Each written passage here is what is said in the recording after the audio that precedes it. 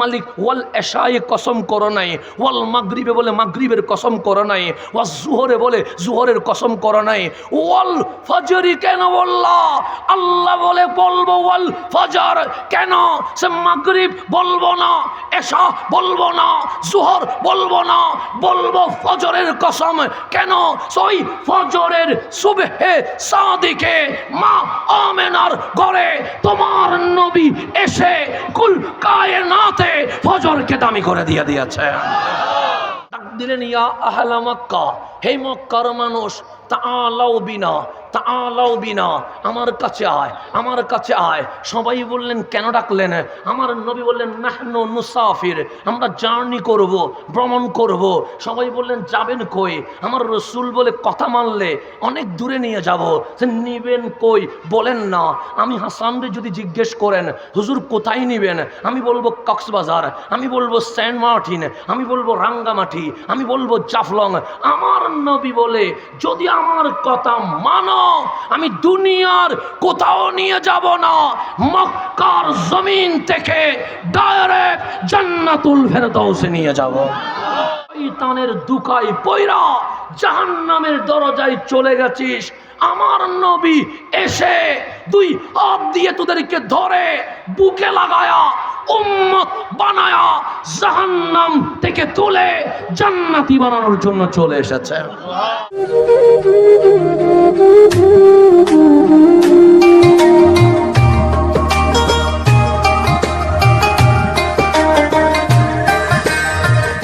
এই মাস রজব মাস। কি মাস?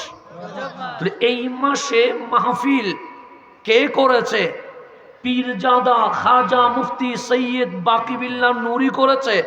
না না, আমার মালিক বলছে এই দুনিয়ায় রজব মাসে সর্বপ্রথম মাহফিল কেউ করে নাই, এই রজবে আমি আল্লাহ নিজেই মাহফিল করেছে। তাহলে মাহফিল করেছেন কে? আমরা বললাম মৌলা পীরজাদা খাজা সৈয়দ বাকিবিল্লাহ নুরি তার মাহফিলে আমাদেরকে দাওয়াত করেছে। তো আপনি যে মাহফিল করলেন বক্তার নাম কি? তা আল্লাহ বলে আমিও দাওয়াত করেছি। তো মালিক কারে করলা? আল্লাহ বলে সুবহানাল্লাযী আসরা বিআবদিহি, আমি আল্লাহ রহমাতুল লিল আলামিনকে প্রধান অতিথি করে দাওয়াত করে নিয়ে গেছে। তাহলে সর্বপ্রথম মাহফিল করেছেন কে? তো আমরা বললাম মালিক সৈয়দ বাকিবিল্লাহ নুরি মাহফিল করেছে। প্রমাণ আছে লিফলেটে, প্রমাণ আছে ব্যানারে, প্রমাণ আছে মিডিয়ায়, প্রমাণ আছে ব্যানারে, প্রমাণ আছে এই যে স্টেজে, প্রমাণ আছে উলামায়ে কেরামের মাধ্যমে। তো আপনি যে মাহফিল করলেন প্রমাণ কি? মালিক বলে লিফলেটে নয়। কেন? সে লিফলেট মুছে যাবে, ব্যানারে নয়, ব্যানার ছিঁড়ে যাবে, প্যান্ডেলে নয়, প্যান্ডেল নষ্ট হয়ে যাবে। মালিক প্রমাণ কয়ে আল্লাহ বলে আমি যে মাহফিল করলাম এটার প্রমাণ আমি আল্লাহ পাক কোরআনে ঘোষণা করে দিয়েছে। তাহলে আপনার মাহফিলের প্রমাণ লিফলেটে, এটা কালকে আর চলবে না। আপনার মাহফিলের প্রমাণ ব্যানারে, এটা ছিঁড়ে যাবে। আপনার মাহফিলের প্রমাণ এই শামিয়ানা স্টেজে সকালে উঠে নিয়ে যাবে। কিন্তু আমার মালিক বলে কোরআন কল 15তম পারার প্রথম পৃষ্ঠা উল্টা, সুবহানাল্লাযী আসরা, আমার মাহফিলের অ্যালাউন্স আমি কোরআনে করে কিয়ামত পর্যন্ত প্রমাণ রেখে দিয়েছে। আমার কথা বুঝেননি? বুঝতে কোনো ঝামেলা হয়নি কোনো? আবার সিটিংয়ে মানুষ বাসা আলাদা, বুঝতে যদি ঝামেলা হয় আঙ্গুল তুলে দিয়েন। তাইলে যেরকম বোঝানো যায় সেরকম বোঝানোর ট্রাই করে দেখবো আর কি। না হইলে না হোক না, তার উপরে চেষ্টা করতে তো কোনো সমস্যা নাই। আমার ভাষায় গালি দিলে মনে করবেন দোয়া করতেছি, দোয়া করলে মনে করবেন গালি দিচ্ছি। সুতরাং গালি দেওয়ারও দরকার নাই, দোয়া করারও দরকার নাই। করলে নেগেটিভ মনে করবেন, পজিটিভ করলে আবার দুনিয়া ঝামেলা বাজায় ফেলবেন। কারণ আমার ভাষা এমন, গুগলে ট্রান্সলেট করলে ট্রান্সলেটও হয় না। আল্লাহ বলে এমনভাবে দিছি তুই ট্রান্সলেট হইবে না। আমি বললাম মালিক ভালো করছো, যা দিছো মোটামুটি অনুবাদ না হওয়াতে অনেক জায়গায় আমরা বেঁচে যাই। কথা ঠিক না? তো এখন সামনের দিকে যা, কথা বুঝতে ঝামেলা হচ্ছে। এখন গভীর মনোযোগ। আমার নবী মেরাজে গেছে। আমার নবী কোথায় গেছে? দিনে গেছে না রাতে গেছে? তো আমার বিষয় মেরাজুন নবী। টাইম কখন বললেন? 11:30। আমি বললাম বিষয় মেরাজুন নবী। আর রাতও দেখলাম গভীর। কারণ কি? কোরআন করলাম, মালিক তোমার মাহফিল কখন হয়েছে? আল্লাহ বলে জোহরে নয়, আসরে নয়, মাগরিবে নয়, এশা নয়। সুবহানাল্লাযী আসরা বিআবদিহি লাইলাম লাইলাম। রাত যখন অন্ধকার হয়ে গেছে, শট্টগুল যখন বন্ধ হয়ে গেছে, আওয়াজ শব্দ যখন নীরব হয়ে গেছে, তখন হাবিব মাহবুবের প্রেমের লীলা খেলা শুরু হয়ে গেছে। মালিকের মেরাজ করানো ছিল রাতে, আমাদের মাহফিলের বিষয় দিনে না রাতে? মালিকের মানসার সাথে আমাদের মানসা কি হয়ে গেছে? মিলে গেছে। আল্লাহ যেন এই মিলে যাওয়া কাল হাসরের ময়দানে আমাদেরকে নবীর কদমে যেন কবুল করে নেয়। এখন গভীর মনোযোগ। আমার নবী মেরাজে গেছে। কে গেছে? আমার নবী। এখন বলেন, আপনি আল্লাহ মানেন কি মানেন না? আমাদের কালিমার নাম লা ইলাহা, আল্লাহ ছাড়া কোনো মাবুদ। এখন এখানে একজন মানুষ হাত তুলে বলবেন যে হুজুর আমি এই চোখ দিয়ে আল্লাহ দেখছি, এরকম কেউ আসেননি? দেখেন নাই আল্লাহ? তা আমি লাইট দেখে বললাম এটা লাইট, আমি প্যান্ডেল দেখে বললাম এটা প্যান্ডেল। এখন কি দিন না রাত? রাত। আমি যদি আপনাকে প্যান্ডেলের বাইরে নিয়ে গিয়ে বলি ওই তো সূর্য দেখা যায়, মানবেন নি? কেন মানবেন না? যা দেখা যায় না তা মানি না। সূর্য দেখে বলি সূর্য, চাঁদ দেখে বলি চাঁদ, দিন দেখে বলি দিন, রাত দেখে বলি রাত, জমিন দেখে বলি জমিন, আসমান দেখে বলি আসমান। নামাজ পড়ি, আল্লাহ দেখি না। রোজা রাখি, আল্লাহ দেখি না। মাহফিল করি, আল্লাহ দেখি না। এখন যা দেখি না তা তো বিশ্বাস করি না। তখন আল্লাহরে বললাম মালিক, সূর্য দেখে বললাম সূর্য, চাঁদ দেখে বললাম চাঁদ, আসমান দেখে বললাম আসমান, জমিন দেখে বললাম জমিন, কিন্তু তোমারে তো দেখি নাই। এরপরেও বলি লা ইলাহা ইল্লাল্লাহ। আল্লাহ বলে ঈমান কারে কয় জানিস নি? আমরা বললাম মালিক কারে? সাআল্লাযিনা ইউমিনুনা বিল গায়ব। বিল গায়ব দেখে ঈমান হয় না, না দেখে বিশ্বাস করলে এরই নাম ঈমান হয়। এরই নাম কি হয়? এখন আপনি আল্লাহ দেখেন নাই, সভাপতি হুজুর বললেন আমিও দেখি নাই, আমার দাদা বলে উনিও দেখে নাই, বিশেষ অতিথি বলে উনিও দেখে নাই। এখন বাবা আদম রে জিজ্ঞেস করলাম, ও গো বাবা আদম, আপনি কি আল্লাহ দেখলেন নি? বাবা আদম বলে আমিও দেখি নাই, আমি নবিউল্লাহ, আমার কাছে ওহী আসে। নূহ আলাইহিস ইসলামকে জিজ্ঞেস করা হলো আল্লাহ দেখছেন নি? উনি বললেন আনা রসুলুল্লাহ, আমি রসুল হইয়া আসমানি সহিফা নিয়ে এসেছি, সুতরাং ঈমান আনতে হবে। তবে আমিও আল্লাহ দেখি নাই। ইব্রাহিম খলিলুল্লাহকে জিজ্ঞেস করা হলো আল্লাহ দেখছেন নি? উনি বলে আমি খলিল কথা ঠিক, কিন্তু আল্লাহ দেখি নাই। কালিমকে জিজ্ঞেস করা হলো আই মুসা আলাইহিস সালাম, আল্লাহ দেখছেন নি? আল্লাহ দেখি নাই, তবে মিন ওয়ারা ইল হিজাব, মাঝখানে পর্দা ছিল। আমি মুসা ডাইরেক্ট মালিকের সাথে কথা বলেছি, কিন্তু আল্লাহ দেখি নাই। ঈসা রুহুল্লাহ আসলো, উম্মত জিজ্ঞেস করলেন আল্লাহ দেখছেন নি? সে দেখি নাই, তবে আমার মাঝে মাওলার কুদরত আছে। কেমনে? সে বাবা ছাড়া সন্তান হইতে পারে না, কিন্তু আমার আল্লাহ মা মরিয়মের মাধ্যমে বাবা ছাড়া আমি ঈসারে বানায়া দিয়ে দিয়েছে। এখন নবীও আল্লাহ দেখে নাই, রসুলও আল্লাহ দেখে নাই, উম্মত আল্লাহ দেখে নাই। এখন বিশ্ব বলছে আল্লাহ দেখছে কে? না দেখলে তো বিশ্বাস করা যায় না। তো আখেরি জামানায় 570 খ্রিস্টাব্দে 12ই রবিউল আউয়াল সুবহে সাদিকে মা আমেনার ঘরে দয়াল নবী চলে এসেছে। আল্লাহ বললেন ওয়াল ফজরি, ফজরের কসম, মালিক ফজর কার? আল্লাহ বলে আমার। কোরআন উল্টাইয়া দেখি মালিক জোহর কার? আল্লাহ বলে আমার। কিন্তু ওয়াজ জোহরে তো বলো নাই, আল্লাহ বলে বলবো না। মালিক মাগরিব কার? আল্লাহ বলে আমার। কোরআনে দেখি ওয়াল মাগরিবে নাই, আল্লাহ বলে বলবো না। মালিক এশা কার? আল্লাহ বলে আমার। কোরআন খুলে দেখলাম ওয়াল এশায়ে নাই, মালিক ওয়াল এশায়ে কসম করো নাই। ওয়াল মাগরিবে বলে মাগরিবের কসম করো নাই।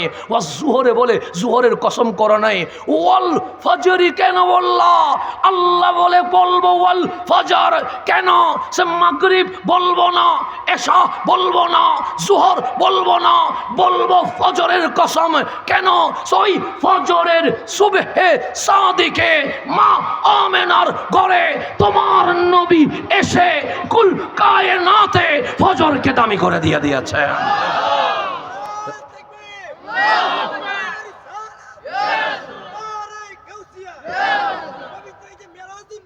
তাহলে এখন আসেন, আমার নবী আসার সময় দামি না অদামি? বেশি না কম? আমি জোহরে আসলাম, আমার কথা কোরআনে ওয়াজ জোহরে নাই। আপনি মাগরিবে আসলেন, আপনার কথা ওয়াল মাগরিবে নাই। উনি এশায় আসলেন, আল্লাহ ওয়াল এশায়ে বলে নাই, বলছে ওয়াল ফজরি, ফজরের কসম। মালিক নবীর আসার সময়ও দামি নাকি? আল্লাহ বলে হ্যাঁ। কেন? যে সবাই আসে খালি হাতে, আমি আসলাম খালি, যাব আবার খালি। আপনি আসলেন খালি, যাবেন আবার খালি। রাষ্ট্রপতি আসলেন খালি হাতে, যাবেন আবার খালি হাতে। উপদেষ্টা আসলেন খালি হাতে, যাবে আবার খালি হাতে। প্রধানমন্ত্রী আসলেন খালি হাতে, যাবে আবার খালি হাতে। এমপি মন্ত্রী আসলেন খালি হাতে, যাবে আবার খালি হাতে। মালিক বলে এই সে আসার সিস্টেম খালি, যাওয়ার সিস্টেম খালি। কিন্তু এই জমিনে একজন আছে যিনি খালি হাতে আসে নাই। মালিক উনিকে। আল্লাহ বলে ওয়াল্লাযী জাআ বিসিদকে, উনি তোমার নবী রাহমাতুল লিল আলামিন। আসার সময় খালি হাতে আসে নাই। লৌহে মাহফুজের কোরআন 2 হাত দিয়ে ধরে মা আমেনার ঘরে কোরআন নিয়ে জমিনে চলে এসেছেন। তাহলে গভীর মনোযোগ। আমরা আসছি খালি হাতে, নবী আসছে ভরা হাতে। আমি বলি নাই, কোরআন বলছে ওয়াল্লাযী জাআ। যা মানে তিনি এসেছেন, তিনি মানে রহমতুল্লিল আলামিন। বিসিদক মানে সত্য, সত্যের নাম কোরআন, কোরআনের নাম লা রাইবা ফি, যেখানে সন্দেহ নাই। তো কোরআন নিয়ে আসলেন কেন? আল্লাহ বলে কোরআন তো ছিল লৌহে মাহফুজে, আনতে পারে নাই কেউ। যেই কোরআন কালিম আনতে পারে নাই, যে কোরআন খলিল আনতে পারে নাই, যে কোরআন খলিফ আনতে পারে নাই, ওই কোরআন লৌহে মাহফুজ থেকে ধরে হাবিবুল্লাহ এই জমিনে চলে এসেছেন। আমার নবীর 40 বছর চলে গেল। ডাক দিলেন ইয়া আহলা মক্কা, হে মক্কার মানুষ, তাআলাউ বিনা, তাআলাউ বিনা, আমার কাছে আয়, আমার কাছে আয়। সবাই বললেন কেন ডাকলেন? আমার নবী বললেন নাহনু মুসাফির, আমরা জার্নি করব, ভ্রমণ করব। সবাই বললেন যাবেন কই? আমার রসুল বলে কথা মানলে অনেক দূরে নিয়ে যাব। নিবেন কই বলেন না। আমি হাসানরে যদি জিজ্ঞেস করেন হুজুর কোথায় নিবেন, আমি বলবো কক্সবাজার, আমি বলবো সেন্ট মার্টিন, আমি বলবো রাঙ্গামাটি, আমি বলবো জাফলং। আমার নবী বলে যদি আমার কথা মানো, আমি দুনিয়ার কোথাও নিয়ে যাব না, মক্কার জমিন থেকে ডাইরেক্ট জান্নাতুল ফেরদাউসে নিয়ে যাব।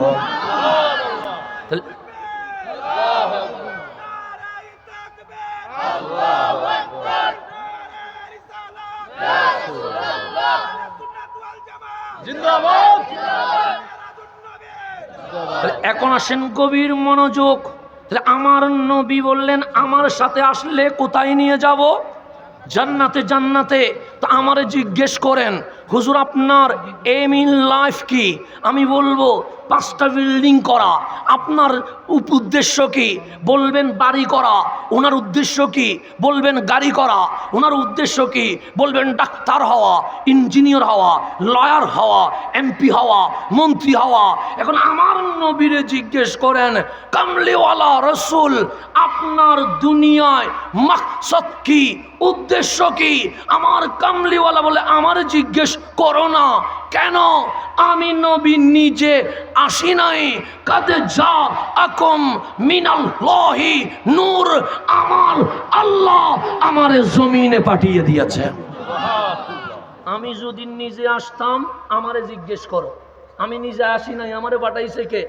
ওয়ামা আরসালনাকা ইল্লা রাহমাতাল লিল, পাঠাইছে কে? এখন আল্লাহরে জিজ্ঞেস করলাম, মালিক তোমার হাবিবরে তুমি দিয়েছো? আল্লাহ বলে হ্যাঁ। মালিক বলে সূর্য কি দেয় নাই? আমি বললাম দিয়েছেন। চাঁদ কি অনুগ্রহ নয়? আমরা বললাম হ্যাঁ। আসমান কি নিয়ামত নয়? আমরা বললাম হ্যাঁ। জমিন কি অনুগ্রহ নয়? আমরা বললাম হ্যাঁ। তোমার চুল থেকে নখ পর্যন্ত আমি মাওলা কি তোমাকে উপকার করি নাই? আমরা বললাম হ্যাঁ। তোমার আত্মীয় স্বজন এহসান নয়? আমরা বললাম হ্যাঁ। ডানে বামে, সামনে নিচে, উপরে নিচে, সব কানে যা দেখা যায়, যা দেখা যায় না, সব তোমার নিয়ামত। আল্লাহ বলে সবচেয়ে সেরা অনুগ্রহ কি জানিস? আমরা বলি মওলা মা। আল্লাহ বলে না। মওলা বাবা? আল্লাহ বলে না। মওলা স্ত্রী? আল্লাহ বলে না। মওলা সন্তান? আল্লাহ বলে না। মওলা আমার ডাক্তার, ইঞ্জিনিয়ার, লয়ার? আল্লাহ বলে না। মওলা আমার গাড়ি বাড়ি? আল্লাহ বলে না। তো সবচেয়ে নিয়ামত কি? আল্লাহ বলে লাকাদ মান্নাল্লাহু আলাল মুমিনিনা ইয বাআসা ফীহিম রাসূলা। আমি আল্লাহর দেওয়া নিয়ামতের মাঝে সর্বশ্রেষ্ঠ নিয়ামত হচ্ছে আমার হাবিবকে আমি আল্লাহ তোদের মাঝে দিয়ে দিয়েছি। এটা কি আমি বলছি না আমার বাপে বলছে? কে বলছে? আমি তো বলি নাই, আমার বাপে তো বলে নাই, বলছে কে? এখন আল্লাহরে জিজ্ঞেস করেন, মালিক তোমার নবী দুনিয়ায় কেন আসছে? ক্ষমতার জন্য? আল্লাহ বলে না। রাজত্বের জন্য? আল্লাহ বলে না। প্রেসিডেন্ট হওয়ার জন্য? আল্লাহ বলে না। বাংলো করার জন্য? আল্লাহ বলে না। ব্যবসা করার জন্য? আল্লাহ বলে না। চাকরি করার জন্য? আল্লাহ বলে না। দুনিয়া কামাই করার জন্য? আল্লাহ বলে না। তো মালিক কেন আসছে? আল্লাহ ডাক দিয়ে বলে, আমার নবী নিজের জন্য আসে নাই, আমার নবী পরিবারের জন্য আসে নাই। মালিক কেন আসছে? সে লিয়ুখরিজান নাস মিনাজ জুলুমাতি ইলান নূর। তোরা গুনাহ করে শয়তানের দুকায় পয়রা জাহান্নামের দরজায় চলে গেছিস, আমার নবী এসে দুই হাত দিয়ে তোদেরকে ধরে বুকে লাগায়া উম্মত বানায়া জাহান্নাম থেকে তুলে জান্নাতি বানানোর জন্য চলে এসেছে। আমার নবী কি নিজের জন্য আসছে না আমাদের জন্য আসছে? আমাদেরকে কোথায় নিতে আসছে? জান্নাতের নবীর চেয়ে আপন এই জমিনে আর কেউ নাই। আমি তো আমার যুবকরে বুঝাইতে পারি না। যুবক কখনো ডানে চলে যায়, যুবক কখনো বামে চলে যায়, যুবক অমুকের পিছনে লাগায়া নারীর রেসালত বন্ধ করতে চায়, যুবক অমুকের দলে ঢুকে ইয়া রাসূলুল্লাহর স্লোগান বন্ধ করতে চায়। আমি বলে যাই, যুবক তোমার আপন নামের কেউ নাই, আমি তোমার আপন নয়, আমার আত্মীয় স্বজন তোমার আপন নয়। যদি বলো হুজুর আমার আপনকে, খোদার কসম আমার যদি টাকা থাকতো, বিমান থাকতো, এই ব্রাহ্মণবাড়িয়ার যুবক গোলারে আমি বিমানে তুলতাম, আমেরিকায় নিতাম না, অস্ট্রেলিয়ায় নিতাম না, কানাডায় নিতাম না, ডাইরেক্ট সোনার মদিনায় নিয়া আমার নবীর রওজায় তোমার কান লাগায়া দিতাম, তুমি শুনতা আমার নবী এখনো রওজায় উম্মতি উম্মতি বলে তোমার জন্য চোখের পানি ছেড়ে দিয়েছে। তো তুমি নবী বাদ দিয়া কই যাও বন্ধু? তুমি নবী বাদ দিয়া কই যাও? আমার বুঝে আসে না এই যুবক কি বুঝে লাফায়, এই যুবক কার দলে যায়, আমার বুঝে আসে না। আমার আল্লাহ কোরআনে বলছে মান্দা কোন দিকে যাস? আমি বললাম মওলা নায়কের পিছনে যায়, ওর চুল ভালো লেগেছে সেজন্য ওর মতো চুল কাটি। আল্লাহ বলে কোন দিকে যাস? মওলা খেলোয়াড়ের পিছনে স্লোগান দেয়, ওর ড্রেস ভালো লেগেছে ওর মতো ড্রেস পরি। মওলা বলে কোন দিকে যাস? মওলা আজ সারাদিন অমুক ভাইয়ের চরিত্র ফুলের মতো পবিত্র স্লোগান দিয়েছি। কেন? মওলা আমার নেতাকে আমার ভালো লেগেছে।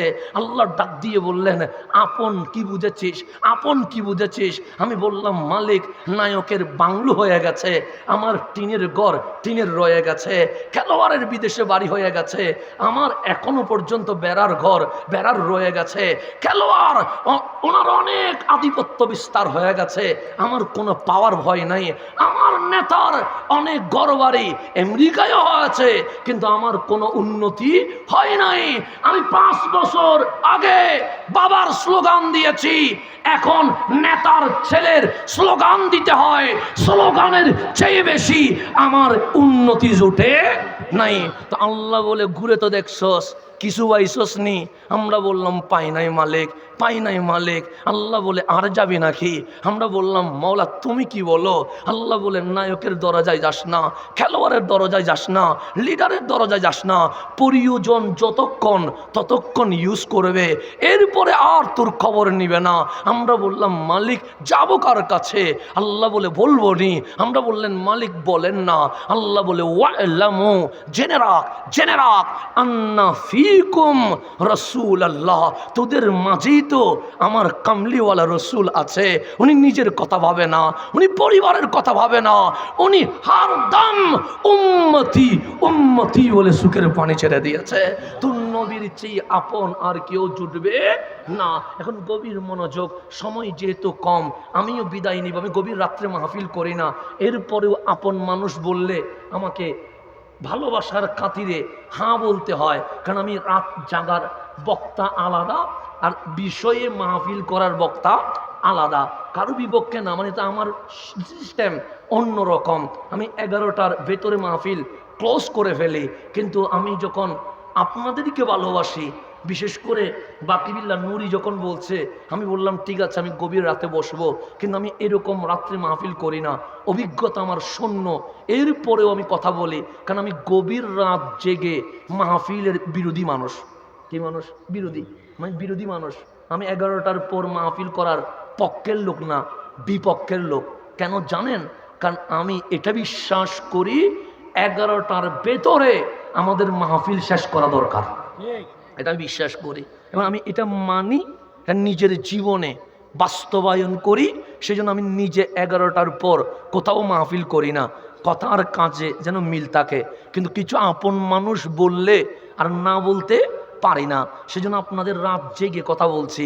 না হলে আমি রাত জেগে কথা বলার পক্ষের লোক নয়, বিপক্ষের লোক। কেন? বিজ্ঞান বলছে রাত 12টার পর মানুষের ব্রেন কাজ করে না। আমার কোরআন বলছে রাত 12টার পর মানুষের দলিল বুঝে আসে না। তো যখন বুঝে আসে না, তখন বসে থাকি কোনো লাভ আছে? নাই। তার চেয়ে ঘুমিয়ে যাওয়া ভালো, তাহাজ্জুদ পড়তে পারলে আরো ভালো। কথা ঠিক না?